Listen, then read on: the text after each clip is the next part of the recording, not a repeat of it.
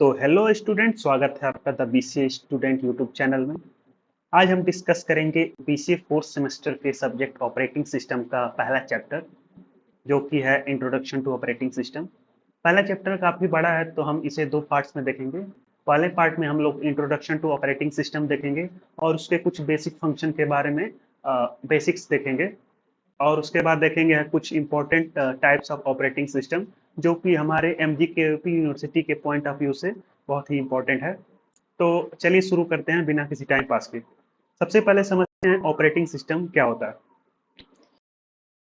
एक ऐसा सिस्टम होता है जो कंप्यूटर हार्डवेयर और सॉफ्टवेयर रिसोर्सेज को मैनेज करता है और कंप्यूटर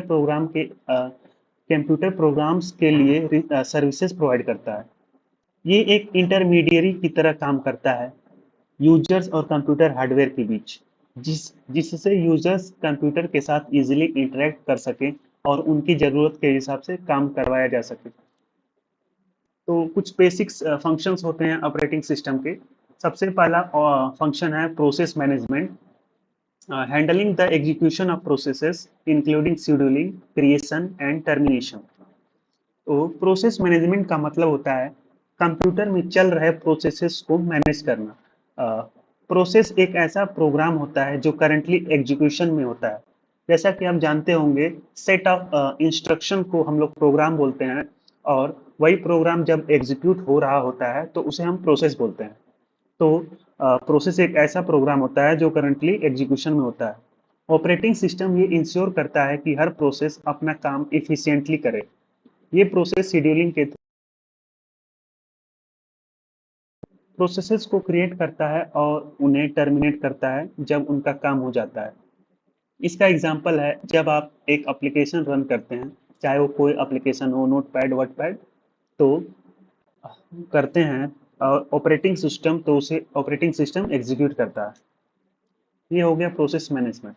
अब देखते हैं मेमोरी मैनेजमेंट।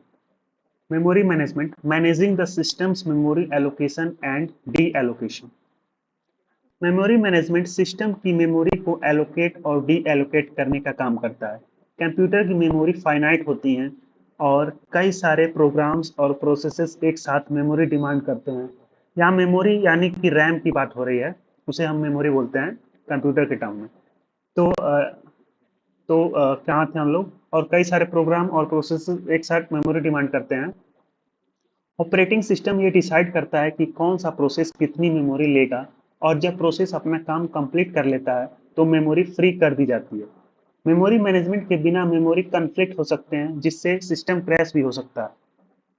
इसके बाद बेसिक फंक्शन ऑपरेटिंग सिस्टम का file system management, handling the creation, deletion, reading and writing of files.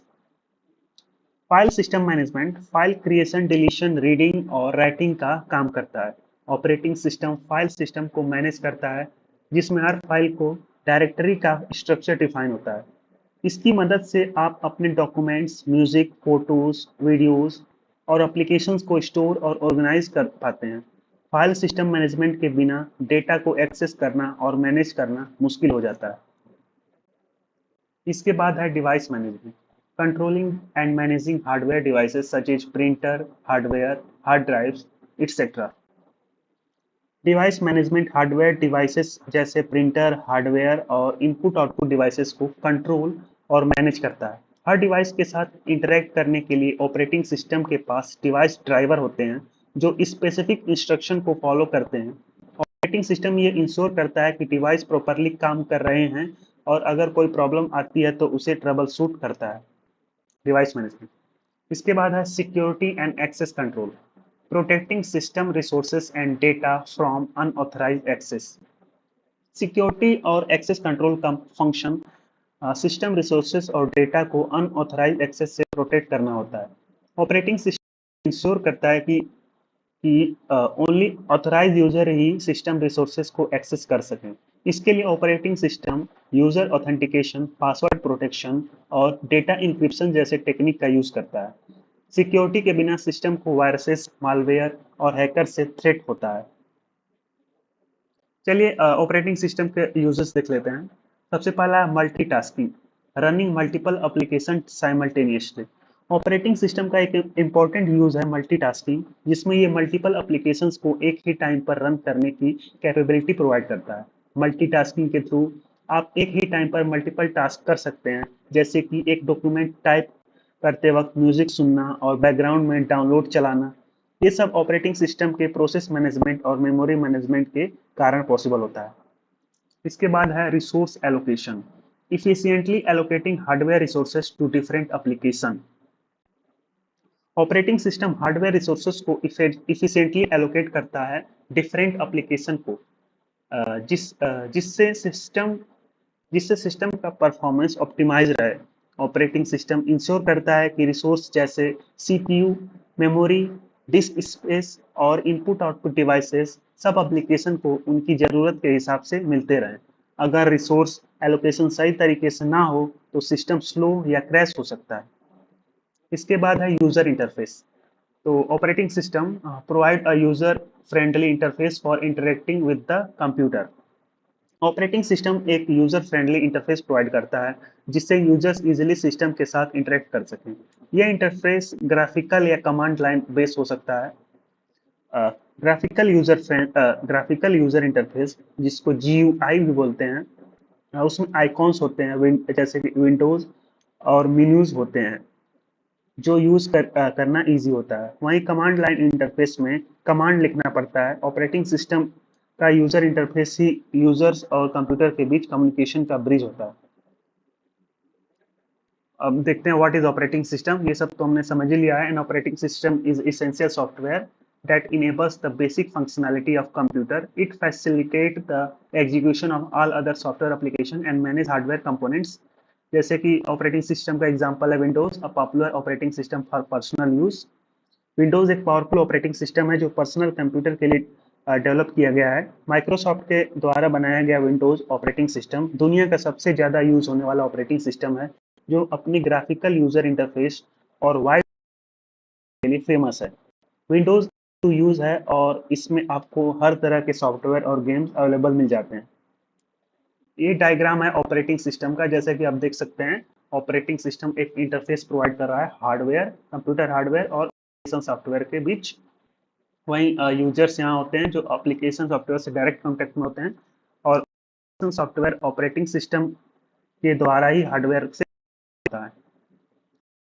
System का एग्जांपल है लिनक्स। ये एक ओपन सोर्स ऑपरेटिंग सिस्टम है जो सर्वर्स और डेवलपमेंट इन्वायरमेंट में वाइडली यूज होता है। लिनक्स की खासियत ये है कि ये फ्री है और हाईली कस्टमाइजेबल है। डेवलपर्स और आईटी प्रोफेशनल्स लिनक्स को प्रेफर करते हैं क्योंकि ये सिक्योर और कॉम्प्लेक्स नेटवर्किंग टास्क को हैंडल करने में एफिशिएंट है। इसके बाद है Mac OS, the operating system use by Apple's desktop and laptop computers. Mac OS Apple का डेस्कटॉप और लैपटॉप कंप्यूटर के ऑपरेटिंग सिस्टम है। ये एक सोफिस्टिकेटेड और स्टेबल ऑपरेटिंग सिस्टम है जो एप्पल के हार्डवेयर के साथ सीमलेस इंटीग्रेशन प्रोवाइड करता है। मैक ओएस अपनी डिज़ाइन, सिक्योरिटी और स्मूथ यूजर एक्सपीरियंस के लिए जाना जाता है। चलिए कुछ यूजेस देख लेते हैं ऑपरेटिंग सिस्टम के। जैसे है personal use, running software application like word processor, browser and games. Personal use के लिए ऑपरेटिंग सिस्टम का रोल सॉफ्टवेयर एप्लीकेशन जैसे वर्ड प्रोसेसर, ब्राउजर और गेम को रन करना होता है। आप अपने डेली टास्क जैसे डॉक्यूमेंट बनाना, इंटरनेट ब्राउज करना और मल्टीमीडिया फाइल्स को मैनेज करना ऑपरेटिंग सिस्टम के थ्रू कर पाते हैं। विंडोज और मैक ओएस पर्सनल कंप्यूटिंग में मोस्ट कॉमनली यूज होते हैं। इसके बाद है business use, managing enterprise application, database and network services. Business use के लिए operating system enterprise application, database और नेटवर्क सर्विसेज को मैनेज करता है। बिजनेस इन्वायरमेंट में ऑपरेटिंग सिस्टम की जरूरत होती है for running critical applications, ensuring data security और managing large scale networks. Linux और विंडोज सर्वर लिनक्स और विंडोज सर्वर जैसे ऑपरेटिंग सिस्टम बिजनेस और इंटरप्राइज इन्वायरमेंट में कॉमनली यूज होते हैं। ये विंडोज सर्वर पर्सनल कंप्यूटर वाले विंडोज ऑपरेटिंग सिस्टम से डिफरेंट है। ये लिनक्स और विंडोज सर्वर ये बिजनेसेस और इंटरप्राइजेस इन्वायरमेंट में कॉमनली यूज होते हैं। इसके बाद है server use, hosting website, databases and other online services. Server use के लिए ऑपरेटिंग सिस्टम वेबसाइट्स डेटाबेसेस और अदर ऑनलाइन सर्विसेज को होस्ट करता है। Server operating system highly reliable और सिक्योर होते हैं क्योंकि इन्हें 24/7 रनिंग स्टेट में रहना होता है और लार्ज नंबर ऑफ यूजर्स को सर्व करना होता है। लिनक्स और word server Windows server server के लिए मोस्ट प्रिफर ऑपरेटिंग सिस्टम है क्योंकि ये हाई परफॉर्मेंस और स्टेबिलिटी प्रोवाइड करते हैं। चलिए कुछ टाइप्स देख लेते हैं ऑपरेटिंग सिस्टम के, जो कि हमारे सिलेबस में इंक्लूडेड है। सबसे पहला system batch system, simple batch system. Simple batch system were among the earliest type of operating system. In these system, jobs are collected into batches and processed sequentially. Simple batch system वो पहले type के operating system में से एक थे जो computer history के initial stage में डेवलप किए गए थे। इन सिस्टम में जॉब्स को बैचेस में कलेक्ट किया जाता था और सीक्वेंसली प्रोसेस किया जाता था। यानी एक बैच के सारे जॉब्स एक के बाद एक एग्जीक्यूट होते थे बिना किसी यूजर इंटरेक्शन के। यहाँ जॉब्स का मतलब है इंस्ट्रक्शन और प्रोग्राम गिवन बाय यूजर। तो सिस्टम सिंपल बैच सिस्टम के कुछ कैरेक्टरिस्टिक्स हैं, उन्हें हम एक एक करके देखते हैं। सबसे पहला कैरेक्टरिस्टिक है no user interaction. Simple batch system में जॉब्स एग्जीक्यूट होते वक्त किसी भी तरह का यूजर इनपुट या इंटरेक्शन नहीं होता है। जब एक जॉब को एग्जीक्यूट करना होता था तो यूजर को पहले से सब इंस्ट्रक्शन देने पड़ते थे। एग्जीक्यूशन के टाइम पर यूजर कुछ मॉडिफाई नहीं कर सकता था। ये सिस्टम पूरी तरह से ऑटोमेटेड होते थे और एक बार जो सबमिट होने के बाद यूजर को आउटपुट मिलने का इंतजार करना पड़ता था। दूसरा कैरेक्टरिस्टिक है job scheduling. Simple batch system में जॉब शेड्यूलिंग काफी बेसिक होता था। जॉब को क्यू में डाल दिया जाता था जिसमें उन्हें उस ऑर्डर में प्रोसेस किया जाता था जिसमें उन्हें सबमिट किया गया था। यानी जो जॉब पहले आता था उसे पहले प्रोसेस किया जाता था। ये first come first serve scheduling के प्रिंसिपल पर बेस होता था। एक जॉब खत्म होने के बाद ही दूसरा जॉब प्रोसेस होता था, जिससे सिस्टम को इफिशिएंट होने का रिस्क रहता था अगर कोई जॉब बहुत ज्यादा टाइम लेता था। तो ये डायग्राम है सिंपल बैच सिस्टम का। जैसे आप देख सकते हैं मल्टीपल जॉब्स ग्रुप होती हैं बैचेस में और ये बैचेस एग्जीक्यूट होते हैं बारी बारी से। तो कुछ एग्जांपल्स हैं सिंपल बैच ऑपरेटिंग सिस्टम के, जैसे कि ये है IBM 1401। IBM 1401 उन पहली मशीन में से एक थी जो बैच प्रोसेसिंग सिस्टम का यूज करती थी। ये कंप्यूटर 1959 में लॉन्च किया गया था और अपने टाइम के लिए काफी एडवांस था। बैच प्रोसेसिंग का कॉन्सेप्ट IBM 1401 के साथ ही पॉपुलर होने लगा क्योंकि ये लार्ज स्केल डेटा प्रोसेसिंग के लिए काफी इफिशिएंट मेथड प्रोवाइड करता था। सिंपल बैच सिस्टम के कुछ यूजेस देख लेते हैं। जैसे कि सबसे पहला यूज है large scale data processing, suitable for processing a large amount of data without user intervention। Simple batch system large amount of data को बिना यूजर इंटरवेंशन के प्रोसेस करने के लिए सूटेबल होते थे। एग्जाम्पल के तौर पर पेरोल प्रोसेसिंग या साइंटिफिक कैलकुलेशन जैसे टास्क जिसमें कई सारी सिमिलर कैलकुलेशन को एक साथ करना होता था, ये सिस्टम काफी हेल्पफुल होते थे। Historical context, use in early computing when user interaction with the system was minimum. Simple batch system उन अर्ली कंप्यूटिंग इन्वायरमेंट्स में यूज होते थे जहां यूजर इंटरेक्शन मिनिमम होती थी। उस वक्त कंप्यूटर सिस्टम एक्सपेंसिव और रेयर थे और यूजर को सिस्टम के साथ डायरेक्ट इंटरेक्शन का कोई असर नहीं पड़ता था। बैच प्रोसेसिंग एक ऐसे टाइम का मेथड था जिसमें कंप्यूटर यूजेज हाईली ऑप्टिमाइज होना जरूरी था और हर सेकेंड वैल्यूएबल होता था। इसकी पॉपुलैरिटी कब हुई? 1960 to 1970, batch processing systems were popular during this period when computers were primarily used for large-scale computing such as payroll processing and scientific calculation।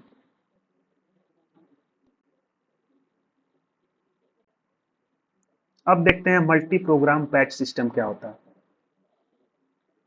In multi-program batch system, multiple jobs are loaded into memory and execute concurrently।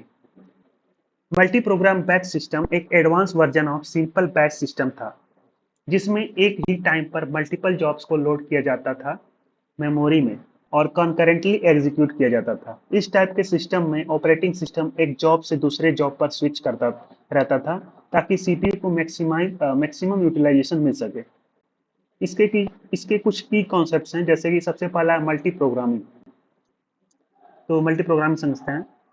Operating system की वो capability है, multi programming operating system की वो capability है जो एक से ज्यादा प्रोग्राम्स को साइमल्टेनियसली एग्जीक्यूट कर सकती है। मल्टी प्रोग्राम बैच सिस्टम में मल्टीपल जॉब्स को मेमोरी में लोड किया जाता है और ऑपरेटिंग सिस्टम इनके एग्जीक्यूशन को मैनेज करता है ताकि सीपीयू कभी आइडियल ना रहे, यानी खाली ना रहे। जब एक जॉब इनपुट आउटपुट ऑपरेशन का वेट कर रहा होता है, तभी दूसरा जॉब सीपीयू का टाइम यूटिलाइज कर सकता है। ये है मल्टी प्रोग्रामिंग का कॉन्सेप्ट। दूसरा है CPU utilisation. Multi program batch system का मेन गोल होता है सीपीयू यूटिलाइजेशन को मैक्सिमाइज करना।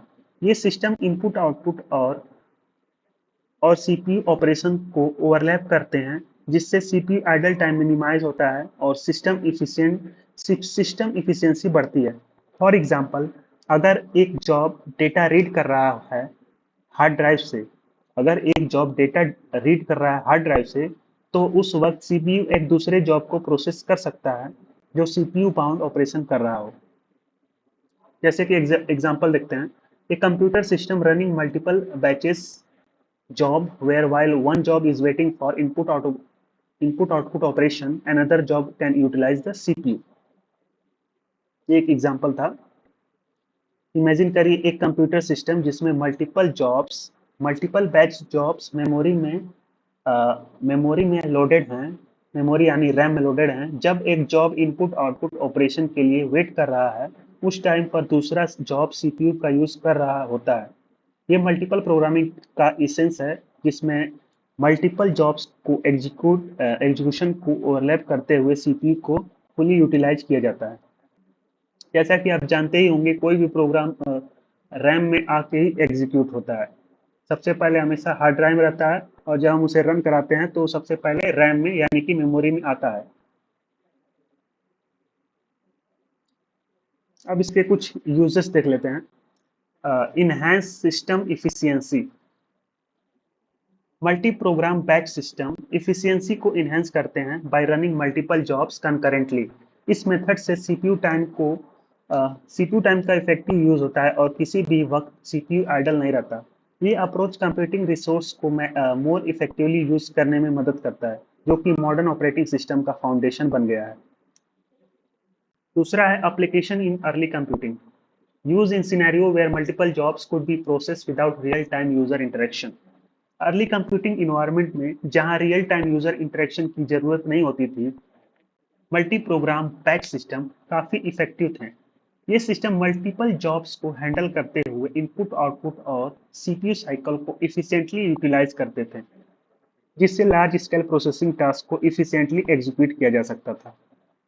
इनकी पॉपुलैरिटी।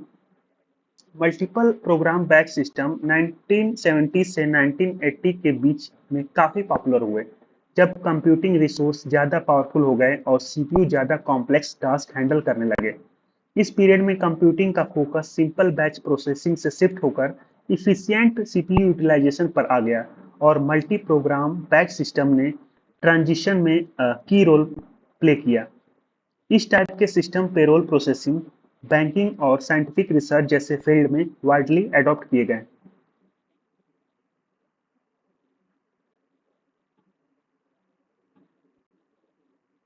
ये है मल्टी प्रोग्राम बैच सिस्टम का डायग्राम। अब देखते हैं time sharing system. Time sharing system allow multiple users to use the computer simultaneously by allocating time slice of the CPU to each user or task। Time sharing system वो operating system है जो एक ही computer को multiple user के बीच share करने की facility देते हैं। इस टाइप के सिस्टम में सीपीयू टाइम को छोटे छोटे टाइम स्लाइस में डिवाइड किया जाता है और हर यूजर या टास्क को एक स्पेसिफिक टाइम स्लाइस एलोकेट किया जाता है। इससे हर यूजर को लगता है कि वो सिस्टम को रियल टाइम में यूज कर रहा है, इवन दो वो सिस्टम दूसरे यूजर के साथ शेयर हो रहा होता है। तो टाइम शेयरिंग सिस्टम के कुछ कैरेक्टरिस्टिक्स हैं। जैसे सबसे पहला कैरेक्टरिस्टिक्स है interactive. User interact directly with the system in real time. Time sharing system का सबसे बड़ा फीचर ये होता है कि यूजर सिस्टम के साथ रियल टाइम में इंटरेक्ट करते हैं। जब यूजर्स को कोई कमांड या टास्क इनपुट करता है तो सिस्टम उस टास्क को तुरंत एग्जीक्यूट करता है और रिजल्ट रिटर्न करता है। ये इंटरेक्टिव नेचर ही इन सिस्टम को मल्टी यूजर इन्वायरमेंट के लिए आइडियल बनाता है। दूसरा कैरेक्टरिस्टिक्स है time slice. The CPU time is divided into small time intervals and each user job is allocated a time slice. तो ये था टाइम स्लाइस कॉन्सेप्ट। एक एग्जांपल देखते हैं यूनिक्स का, classic example of time sharing operating system. Unix एक classic example है time sharing operating system का। इस सिस्टम में multiple user simultaneously log in कर सकते हैं और अपने अपने टास्क को एग्जीक्यूट कर सकते हैं। यूनिक्स का डिजाइन यूनिक्स का डिजाइन ही मल्टी यूजर इन्वायरमेंट के लिए किया गया था और ये 1970 से लेकर आज तक वाइडली यूज किया जाता है, स्पेशली सर्वर्स और एकेडमिक इन्वायरमेंट में। इसके कुछ यूजेस हैं जैसे multi user environment, interactive application. इसकी पॉपुलैरिटी हुई 1970 में। टाइम शेयरिंग सिस्टम 1970 के दौरान पॉपुलर हुए जब कंप्यूटर्स ज़्यादा एक्सेसिबल होने लगे और मल्टीपल यूजर को एक ही सिस्टम शेयर करने की ज़रूरत पड़ी।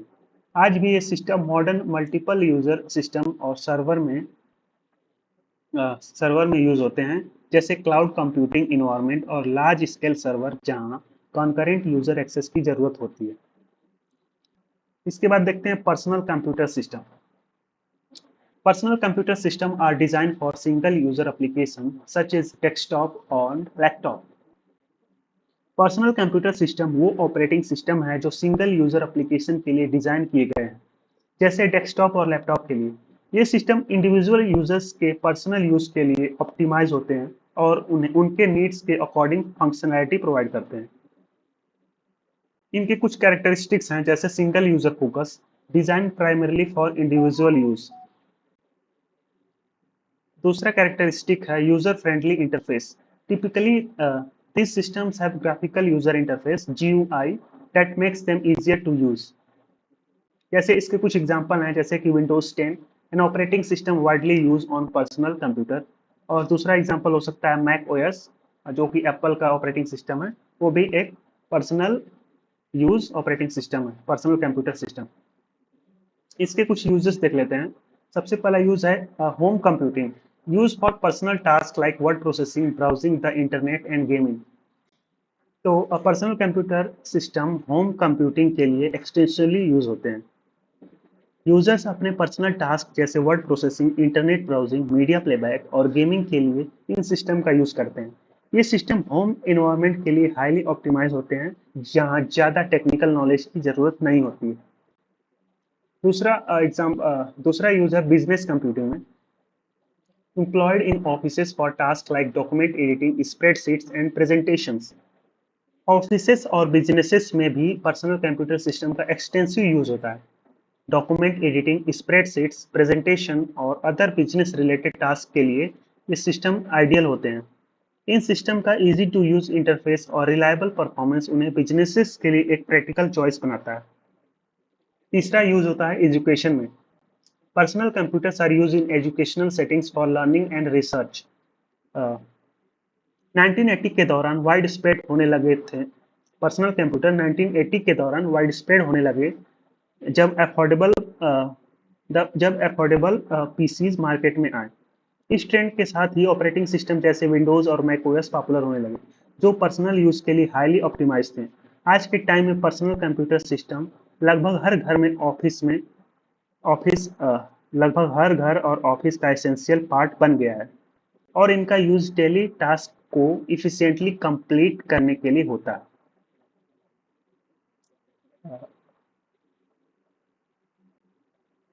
अब देखते हैं पैरेलल सिस्टम क्या होता है। Parallel system are use multiple processor to perform multiple task simultaneously. Parallel system वो ऑपरेटिंग सिस्टम है जो मल्टीपल प्रोसेसर को एक साथ यूज करते हैं ताकि कई टास्क साइमल्टेनियसली परफॉर्म किए जा सके। इन सिस्टम में मल्टीपल सीपीयू एक साथ काम करते हैं, जिससे ओवरऑल सिस्टम परफॉर्मेंस और इफिशियंसी बढ़ जाती है। ये सिस्टम कॉम्प्लेक्स कैलकुलेशन, कंप्यूटेशन और हाई परफॉर्मेंस एप्लीकेशन के लिए डिजाइन किए गए हैं। जैसा कि आप समझ यहाँ डायग्राम से देख सकते हैं, मल्टीपल प्रोसेसर एक साथ काम कर रहे हैं। इसके कुछ कैरेक्टरिस्टिक्स हैं, जैसे कि सबसे पहला कैरेक्टरिस्टिक्स है multi processing. More than one CPU is used to perform operation concurrently. Parallel system में एक से ज़्यादा सीपीयू या प्रोसेसर होते हैं जो कॉन्करेंटली ऑपरेशन परफॉर्म करते हैं। इसका मतलब है कि एक ही समय पर मल्टीपल टास्क एग्जीक्यूट किए जा सकते हैं, जिससे सिस्टम की इफिशियंसी और स्पीड दोनों इंप्रूव होती हैं। मल्टी प्रोसेसिंग के जरिए टास्क को डिफरेंट प्रोसेसर के बीच डिस्ट्रीब्यूट किया जाता है, जो ओवरऑल सिस्टम परफॉर्मेंस को इन्हेंस करता है। दूसरा कैरेक्टरिस्टिक्स है increase throughput. Parallel system can handle more task at the same time, increasing system throughput. System parallel system की एक और खासियत ये है कि ये ज़्यादा टास्क एक साथ हैंडल कर सकते हैं। जितना ज़्यादा पैरेलल प्रोसेसिंग का यूज़ होगा, उतना ज़्यादा टास्क साइमल्टेनियसली प्रोसेस किया जा सकता है, जिससे सिस्टम थ्रूपुट इंक्रीज होता है। ये फीचर स्पेशली उन एप्लीकेशन के लिए यूजफुल है जो लार्ज स्केल डेटा प्रोसेसिंग या कॉम्प्लेक्स कंप्यूटेशन रिक्वायर करते हैं। इसके कुछ एग्जांपल हैं, जैसे symmetric multi processing (SMP). All processor share a common memory and operate independently. Symmetric multi processing एक कॉमन एग्जांपल है पैरेलल सिस्टम का, जिसे एसएमपी भी बोलते हैं। एसएमपी सिस्टम में सभी प्रोसेसर एक कॉमन मेमोरी को शेयर करते हैं और इंडिपेंडेंटली ऑपरेट करते हैं। इसका मतलब है कि हर प्रोसेसर को सेम डेटा एक्सेस मिलता है और वो इंडिपेंडेंटली टास्क एग्जीक्यूट कर सकता है। एसएमपी सिस्टम का use high performance computing application, scientific simulation and large scale data analysis में किया जाता है। इसके कुछ यूजेस हैं, जैसे high performance computing server systems use in scientific simulation, data analysis and other task. इसकी पॉपुलैरिटी हुई 1990 में। पैरेलल प्रोसेसिंग सिस्टम 1990s के दौरान पॉपुलर होने लगा, जब कंप्यूटिंग रिसोर्सेज की डिमांड बढ़ी और हाई परफॉर्मेंस कंप्यूटिंग की जरूरत थी। आज के टाइम में parallel system scientific research, enterprise application और other high performance computing task के लिए एक्सटेंसिवली यूज किए जाते हैं।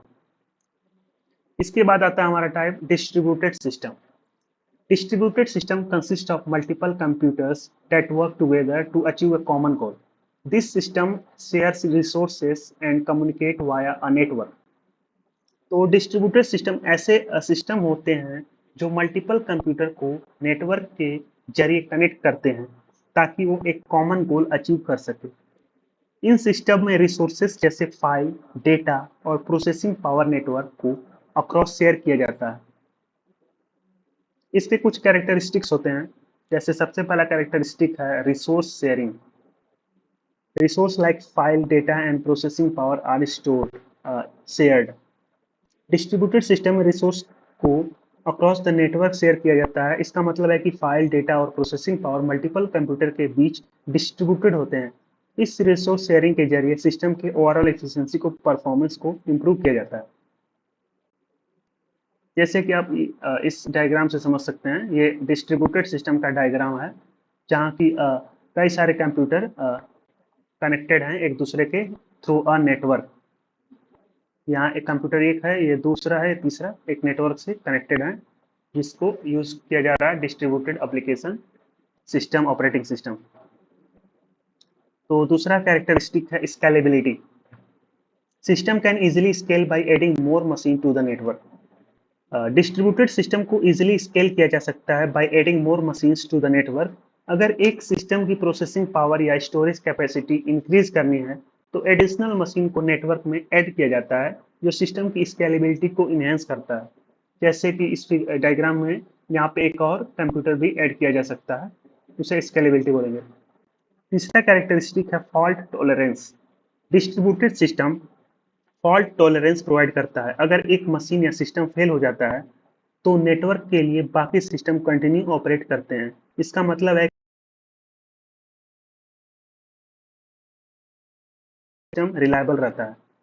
जैसे एक एग्जांपल है Apache Hadoop, a distributed system used for processing large data sets across cluster of computers। इसके कुछ यूजेस हैं जैसे बिग डेटा प्रोसेसिंग और क्लाउड कंप्यूटिंग। तो बिग डेटा प्रोसेसिंग में डिस्ट्रीब्यूटेड सिस्टम का use large volume of data को analyse और प्रोसेस करने के लिए होता है। बिग डेटा एप्लीकेशंस जो मैसिव अमाउंट ऑफ डेटा को हैंडल करते हैं उनमें डिस्ट्रीब्यूटेड सिस्टम का यूज किया जाता है ताकि डेटा प्रोसेसिंग इफिशिएंट और स्केलेबल हो। वहीं क्लाउड कंप्यूटिंग भी डिस्ट्रीब्यूटेड सिस्टम पर रिलाई करती है। क्लाउड कंप्यूटिंग पर प्लेटफॉर्म जैसे AWS, गूगल क्लाउड और Azure डिस्ट्रीब्यूशन आर्किटेक्चर यूज करते हैं ताकि स्केलेबल और रिलायबल सर्विसेज प्रोवाइड की जा सके। इन प्लेटफॉर्म पर मल्टीपल मशीन्स और रिसोर्सेज नेटवर्क के अक्रॉस डिस्ट्रीब्यूटेड होते हैं जो क्लाउड सर्विसेज को स्केलेबल और फॉल्ट टॉलरेंस बनाता है। पॉपुलैरिटी, इसकी पॉपुलैरिटी 2000 के दशक में हुई, 2000 के दौरान पॉपुलर हुए और आज के टाइम में बिग डेटा, क्लाउड कंप्यूटिंग और कंटेंट डिलीवरी नेटवर्क जैसे एरियाज में इसेंशियल हो गए हैं। डिस्ट्रीब्यूटेड आर्किटेक्चर के जरिए लार्ज स्केल कंप्यूटिंग टास्क को इफिशिएंटली हैंडल किया जाता है। इसके बाद आता है real time system. Real time system को समझते हैं। रियल टाइम सिस्टम वो ऑपरेटिंग सिस्टम है जो डेटा को प्रोसेस करते हैं और आउटपुट को एक स्ट्रिक्ट टाइम कांस्टेंट के अंदर प्रोवाइड करते हैं। इन सिस्टम को ऐसे एप्लीकेशन के लिए डिजाइन किया जाता है जहां टाइमिंग बहुत क्रूशियल होती है और फेलियर का स्कोप नहीं होता है।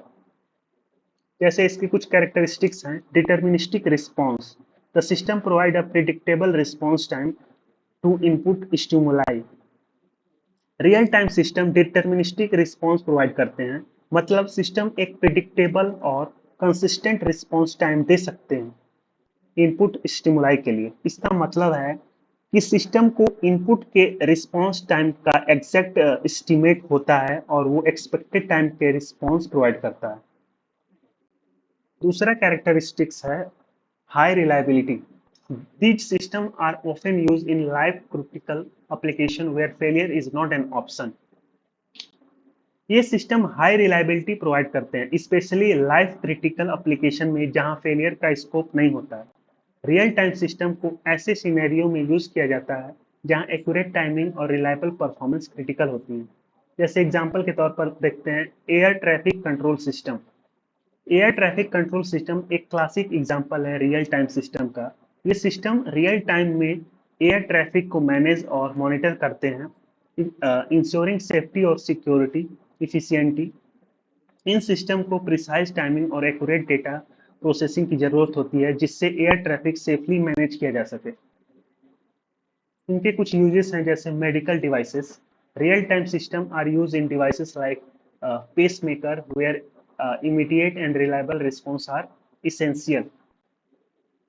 रियल टाइम सिस्टम का यूज मेडिकल डिवाइसेस जैसे पेस मेकर में होता है जहां इमीडिएट और रिलायबल रिस्पॉन्स जरूरी होते हैं। पेस मेकर को पेशेंट के हार्ट रिदम को कंटिन्यूसली मॉनिटर करना पड़ता है और टाइमली इंटरवेंशन प्रोवाइड करना पड़ता है जो रियल टाइम सिस्टम के जरिए पॉसिबल होता है। दूसरा यूज है इंडस्ट्रियल ऑटोमेशन में, use in controlling machinery and processes where timing is critical. Industrial automation में भी रियल टाइम सिस्टम का यूज होता है जहां मशीनरी और प्रोसेसेस को कंट्रोल किया जाता है। एक्यूरेट टाइमिंग और प्रिसाइज कंट्रोल क्रिटिकल होते हैं मैन्युफैक्चरिंग और प्रोसेसिंग टास्क के लिए जो रियल टाइम सिस्टम प्रोवाइड करते हैं। इनकी पॉपुलैरिटी 1980 के दौरान वाइडली अडॉप्ट हुई, स्पेशली इंडस्ट्री जहां प्रिसाइज टाइमिंग और रिलायबल परफॉर्मेंस जरूरी होती हैं।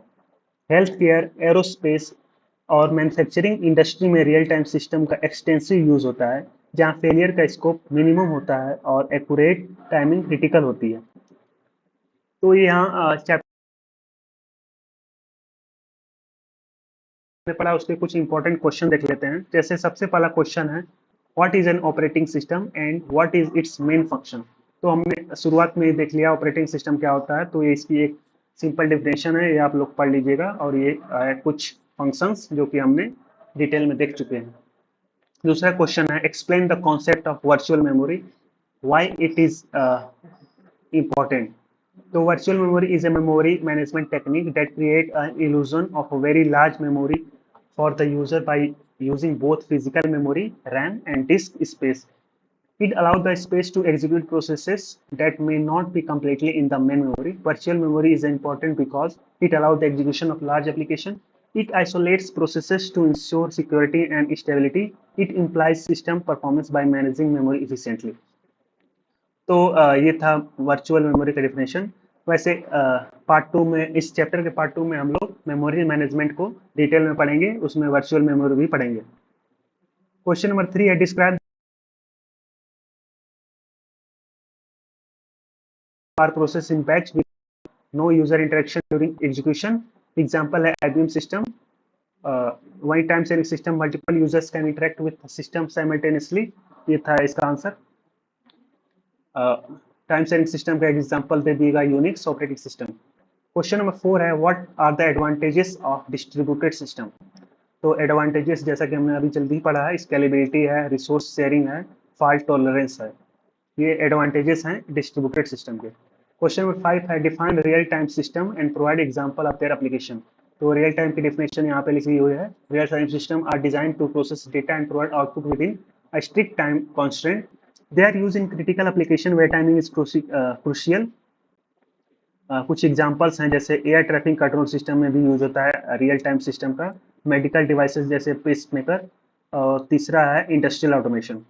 तो चलिए कुछ इंपॉर्टेंट MCQ क्वेश्चन भी देख लेते हैं इस चैप्टर के पहले पार्ट से। सबसे पहला क्वेश्चन है, which of the following is a function of an operating system.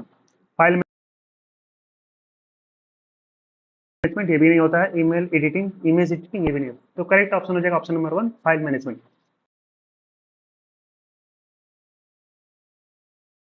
मतलब होता है रनिंग मल्टीपल प्रोग्राम साइमल्टेनियसली। तो इसका करेक्ट ऑप्शन हो जाएगा option number 1, running multiple programme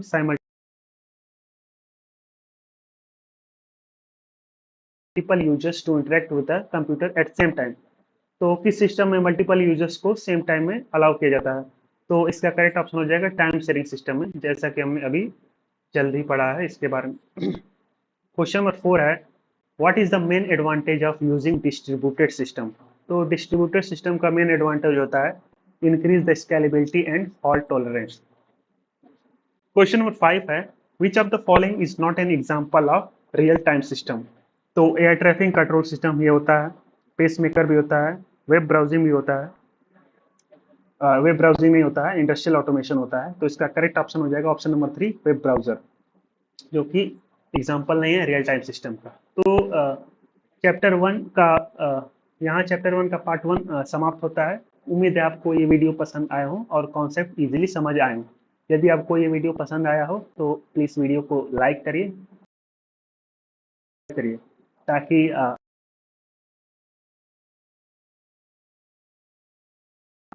तो चलिए मिलते हैं नेक्स्ट वीडियो में, तब तक के लिए ओके बाय।